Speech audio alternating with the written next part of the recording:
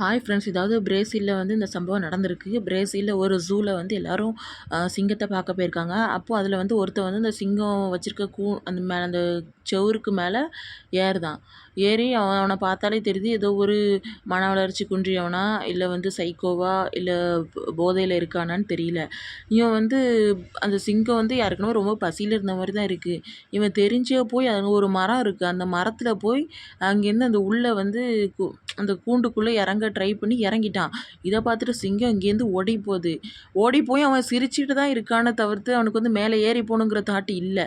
அவன் தெரிஞ்சே கூட கொஞ்சம் கீழே இறங்குறான். இறங்கவும் பசியில் இருக்க சிங்கம் என்ன பண்ணுச்சு, அவனை பிடிச்சி ஒரு இழுத்துட்டு அதுக்கு நான் ட்ரை பண்ண தான் இருந்தாலும் முடியலை. அதை சுற்றி இருக்கவங்க எல்லோரும் வீடியோ எடுத்துகிட்டு இருக்காங்க. என்ன செய்ய முடியும், யாரால் காப்பாற்ற முடியும்? அவங்க அங்கேருந்து தகவல் கொடுத்து ஜூலேருந்து வந்து இது பண்ணுறதுக்குள்ளே அந்த சிங்கம் பாதி அவனை சாப்பிட்டுட்டு, அதுக்கப்புறம் ஜூலேருந்து வந்து அவங்க வந்து அது மேலே வந்து அந்த ஃபயர் இன்ஜின் வச்சுருப்பாங்கள்ல, அதெல்லாம் வச்சு அடித்து அதுக்கப்புறமும் அவன் அவ்வளோதான் இறந்துட்டான். கொதறி வச்சுட்டு அவனை